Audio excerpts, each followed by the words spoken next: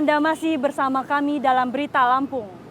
Bagi Anda yang baru bergabung, berikut Berita Lampung pilihan hari ini. Perapatan pos pasar. Allah ya. Jatuh saat akan menyalip, seorang pengendara motor tewas terlindas truk di Jalan Sumatera Lintas Timur, Tulang Bawang.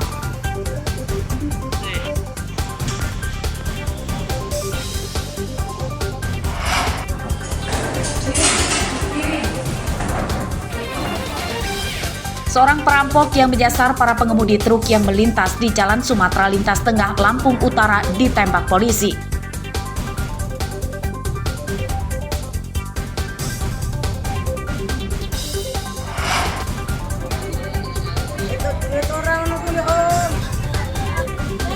Harga telur ayam di Kabupaten Mesuji tembus Rp35.000 per kilogram. Pedagang dan pembeli menjerit.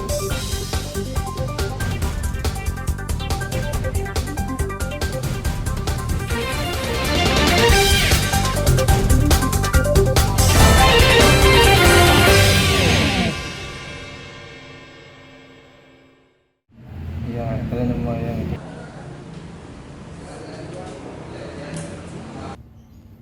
Dua dari 4 anggota komplotan pencuri motor asal Kecamatan Jabung, Lampung Timur ditangkap polisi. Tersangka Alfarizi, 20 tahun, ditangkap polisi sektor Sukarame dan satu lagi temannya ditangkap tim Resmob Polda Lampung. Dalam pemeriksaan polisi, komplotan ini telah mencuri 9 motor di Bandar Lampung.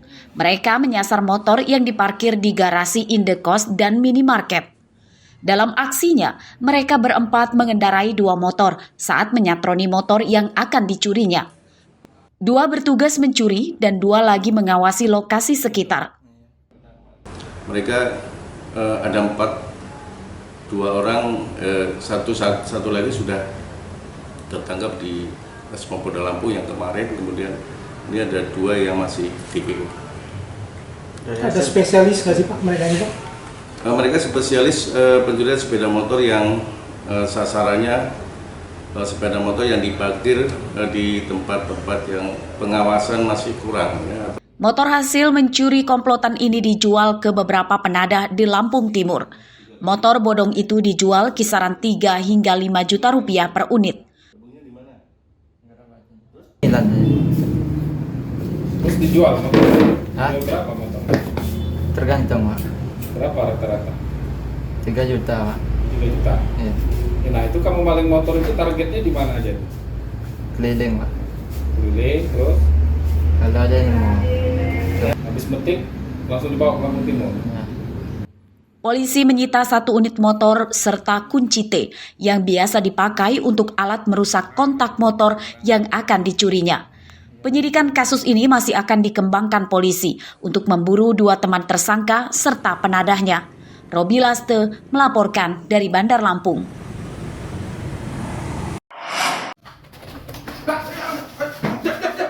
Seorang buronan penjamret ditangkap pada Kamis siang setelah ia kembali ke rumahnya di Desa Sukadamai, Kecamatan Gunung Alip, Tanggamus. Tersangka bernama Gusti Panji Agung, 25 tahun, ditangkap tanpa melakukan perlawanan.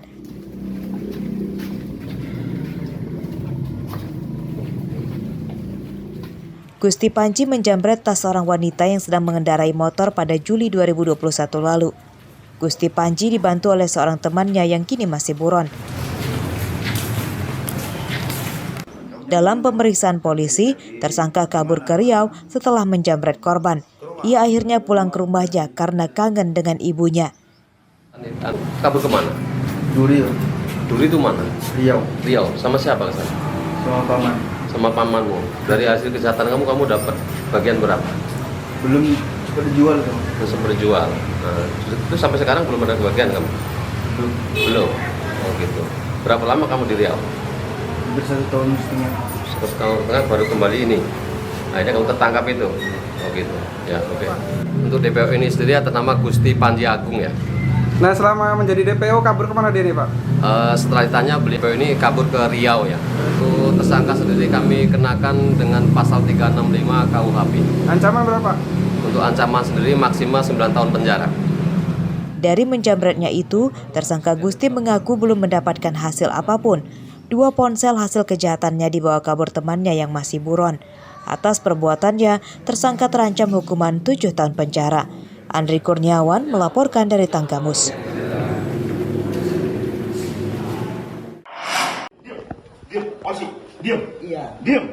Pelarian Adi Chandra berakhir di sebuah rumah warga di Gading Rejo, Pringsewu, Kamis siang. Ia sebelumnya sempat kabur dari sergapan polisi yang menggerebek indekosnya yang tak jauh dari lokasi ia ditangkap. Adi Chandra ditangkap saat sedang pesta narkoba bersama dengan kekasihnya bernama Rina, warga Deli Serdang, Sumatera Utara.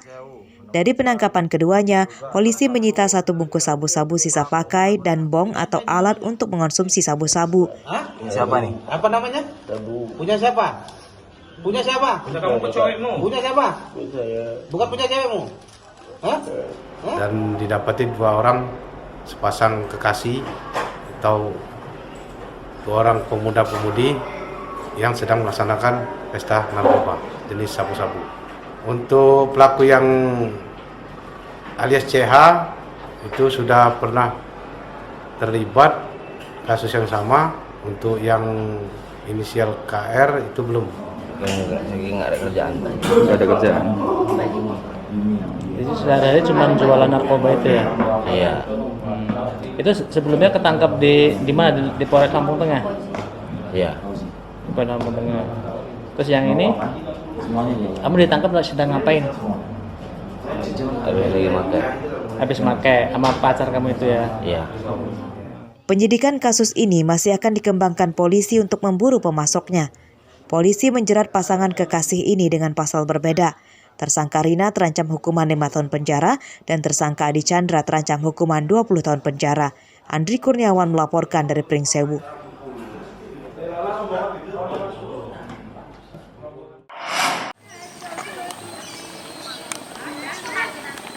Banjir rob masih menghantui warga pesisir Bandar Lampung, salah satunya di Kelurahan Panjang Utara, Kecamatan Panjang. Saat laut pasang, air laut masuk permukiman hingga setinggi 30 cm.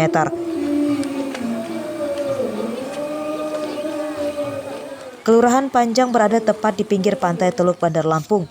Untuk mencegah banjir rob tiba, para tentara melalui program TNI Manunggal Membangun Desa atau TMMD 116 membuat tanggul penahan air laut masuk permukiman di sepanjang pesisir Kelurahan Panjang Utara. Drainase serta fasilitas umum lainnya turut diperbaiki. Kegiatan ini akan terus berlanjut ya, apalagi sekarang ini sudah pada periode tahun 2023 ini menjadi setahun 3 kali TMMD itu. Intinya sekali lagi kehadiran TNI, Polri bersama pemerintah dengan seluruh jajarannya itu adalah untuk masyarakat. Semua TNI, Angkatan Laut, Udara, sudah itu kepolisian bantu kita semuanya. Harapan masyarakat bisa berkolaborasi dan juga bisa menjaga apa yang sudah dibantu oleh TNI. Dan harapan kita juga semuanya mudah-mudahan dengan TMMD yang ada di Kota Bandar Lampung ini bisa bukan hanya 1 kelurahan saja tapi beberapa kelurahan yang kita juga bisa bantu, terutama yang di pesisir pantai ini. TMMD merupakan program nasional yang serentak digelar di seluruh daerah di tanah air. Pengerjaannya melibatkan warga sekitar atau swadaya. Sasaran TMMD adalah membangun infrastruktur di wilayah pelosok yang belum terjangkau oleh pembangunan pemerintah daerah. Jeffrey Arifin melaporkan dari Bandar Lampung.